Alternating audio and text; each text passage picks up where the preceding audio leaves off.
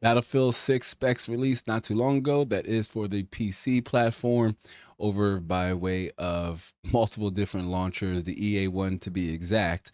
But if you're over on the PS5 and Xbox Series XX, then you have nothing to worry about. At most, you may need an update. But for those of us who are, you know, gamers or who prefer PC as a platform, we're going to quickly react, if you will, to the PC specs or the requirements for Battlefield 6 to just, talk about some different ways you can get your system ready or to make sure you're prepared by release of the full game come October 10th.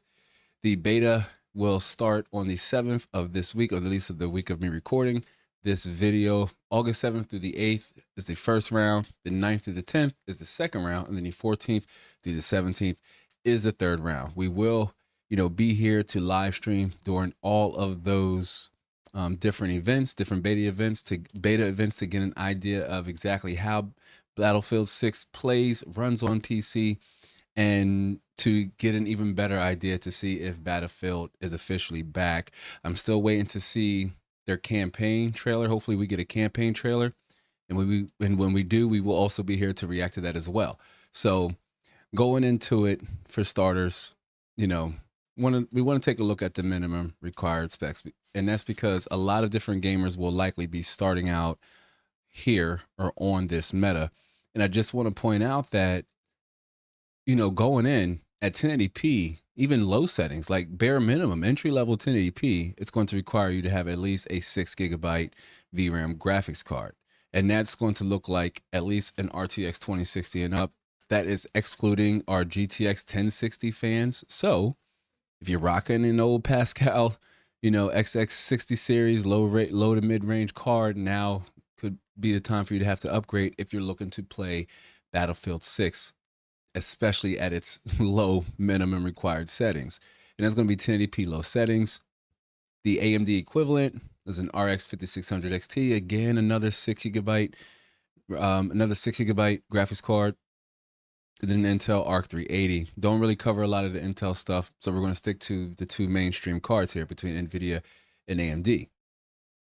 Now, both of those graphics cards can be picked up and had for sub $200 to $250. So the good news is, if you are in need of a GPU upgrade, that, and that barrier shouldn't be too hard for you to break, being that it's an affordable one. PC gaming is an already expensive hobby and way to experience your games, but it is one of the best ways to experience them. So, if you're not above a 2060 on up, and at least a 5600 XT over on AMD side, RDNA 1 graphics card, then now is going to be the time for you to upgrade your graphics card. You're going to have to, even just to play Battlefield 6 at 1080p low settings. This also possibly includes our 720p friends, being that if Battlefield 6 requires you to have at least 6 GB of VRAM to run the game at 1080p low settings, I imagine that even 720p 30 may require you to have at least 4.5, an odd number somewhere between there. So this is why 6 GB is the absolute minimum to run this game. And then over on the CPU side, here, sticking to the minimum, we have the 6-core, 6-thread 8400 Coffee Lake CPU and a Ryzen 5 2600 Zen Plus 6-core 12-thread CPU. So one, has those cores doubled, but what's best for gaming is just having 6 good strong cores, and that's where 8th generation Core i5, that's where it places its foot in the ground. That's what makes it a solid gaming chip, an affordable one at that.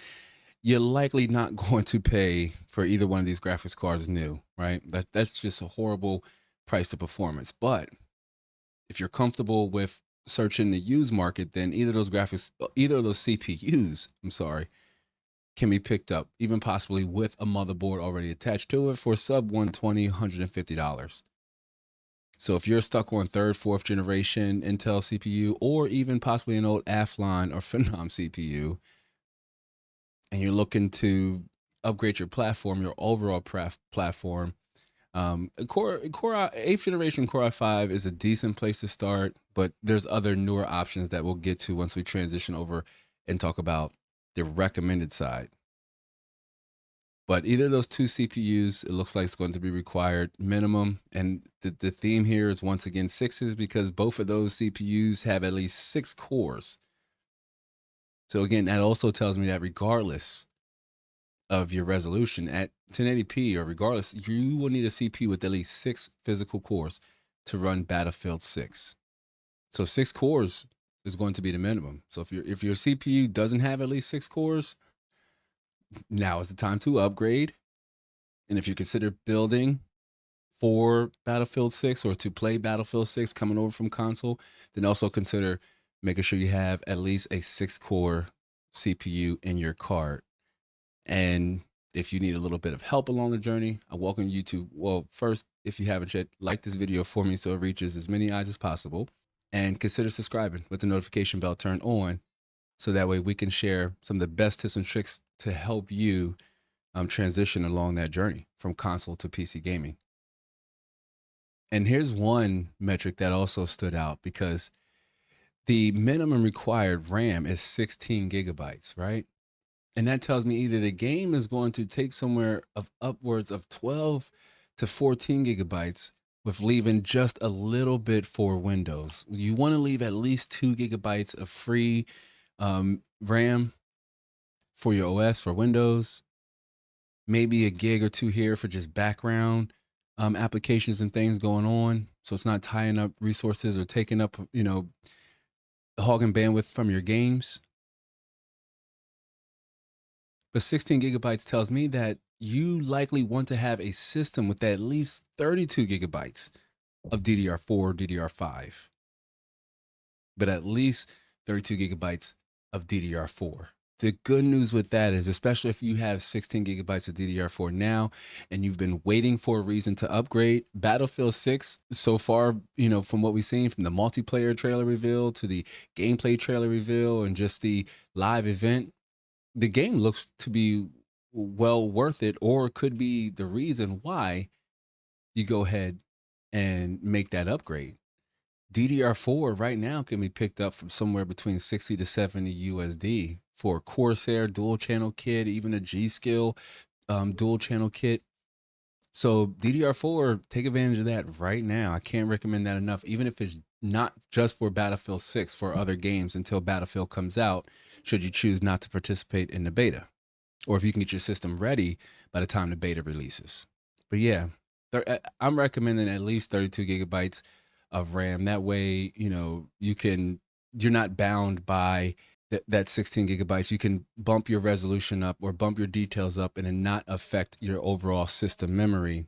16 gigabytes going forward, even in 2025, is getting harder and harder to recommend, especially for at least 1080p and beyond gaming. If you're not playing graphically demanding games like Minecraft, Roblox, and what have you, you might can get away with just 16. But for games like Battlefield, where you want to have some type of competitive edge or angle, or just maximum detail and quality in both, your graphics and how the game runs, then I'm recommending you go with at least 32 gigabytes of DDR4, DDR5, whatever your platform. And then quite naturally, your OS, or at least Windows 10, go figure, DirectX 12, quite naturally, and 75 gigabytes of storage. You need at least 75 gigabytes of storage available at launch. At first, I was kind of curious to see if EA DICE would follow along some other trends and require you to have an SSD or an M.2 SSD for faster read and write speeds, but apparently not. At least minimum, you can have a HDD. But if you look over here, hard drive, mechanical, old spinner, if you're still using them, that's an upgrade within itself. Drastic changes to how your system overall, turns on, loads your games, loads the resources for your games, and some other settings that you'll need enabled that's likely already enabled by default, especially secure boot. These things are typically enabled by default from the manufacturer, so you should be good there. But they're both required, and hence the reason why it's more likely going to be enabled once you already, pick up your system or buy your motherboard. But quickly going over here to the, recommended side, and there's not too much also here to point out. other than, they're giving us both recommended settings or recommended hardware settings for both balance and performance, which I find interesting that they call 1440p 60 FPS balance and performance 1080p 80 FPS or higher, which I think balance 1440p 60 FPS is probably the more balanced Battlefield experience, especially Battlefield 6 experience, especially between the campaign and multiplayer. Whereas I believe performance is probably going to be what most gamers are targeting, and that's 1080p 80 FPS and even possibly higher. Probably for a game like Battlefield, you're probably at a sweet spot between 144 and maybe 165 or even higher. Could very much depend on your targeted gaming experience. For at least us here on the channel, I see us being somewhere between balance to performance. We'll probably see how the game runs and streams at 1440p, and if need be, we'll just go straight to performance because, that's just the pace and kind of atmosphere that Battlefield looks to be painting, especially from what we see here in the gameplay. It's just high octane, high action, war sim, plenty of explosion. There's a lot going on here within a lot of the maps in Battlefield 6. But taking a look over at the GPU recommended requirement, and this is between both 1440p 60 FPS, 1080p at low settings, 80 FPS or higher. We'll get to why that is here in a second. But with your graphics card, we're looking at least an RTX 3060 Ti, which is an 8 gigabyte graphics card, being that, yes, for at least 1440p, you'll need a graphics card with at least 8 gigabytes of VRAM and to be able to play at high settings. So you're probably top out there, which I imagine it'll probably take up more VRAM than that. We'll have to wait and see. But, and why do you say that? Well, because the RX 6700 XT over on the AMD equivalent side comes with 12 gigabytes of VRAM, 4 gigabytes more than in a 3060 Ti. And that 4 gigabytes is all the difference between like low medium settings on 1440p to high settings at 1440p. And just to bounce down here in the next row, in the CPU requirement, it's an i7 10700 or an 8-core 3700X. Both really fast 8-core CPUs. And it's following that trim of 8s again. So we needed 8 gigabytes of video RAM, and you need at least an 8-core CPU. And it's very similar to the hardware, the custom hardware in the consoles right now. Very similar. And that's because if you want to play at 1080p, say low settings, you're putting a lot of pressure, and you're pushing your CPU to do the majority of the work because your graphics card isn't really doing much but just powering the resolution while your CPU is powering your FPS. And you want a fast CPU to be able to keep up with an even faster GPU, so you're not introducing a bottleneck as to where your performance is limited because one component is slower than the other. But then at 1440p, while you're more graphic dependent, you're going to need a slightly higher, VRAM buffer. And so I'm looking at that RX 6700 XT with 12 gigabytes of VRAM versus the 3060 Ti, which, no, I could be wrong. We have an 8 gigabyte card. We can get a 3060 Ti and test this.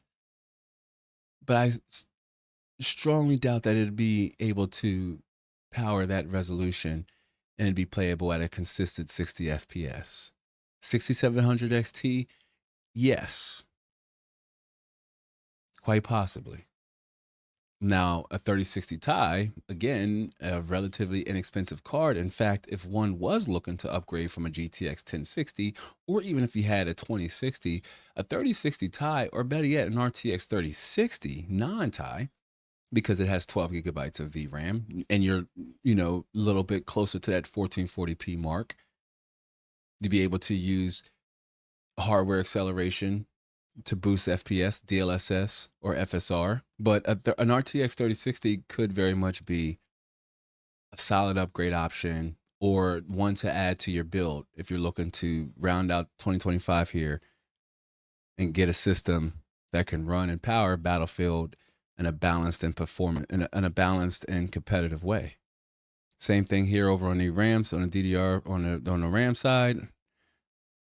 Still no DDR4, DDR5 requirements, so either your platform of choice. And while on the minimum, it's at least recommended or required that you have at least your speed run at 2133 megahertz. If you're running a Ryzen 5 2600, your RAM should be at least at 2666 or at least 2400 megahertz. Ryzen 5, especially Zen Plus, their memory controllers were hungry.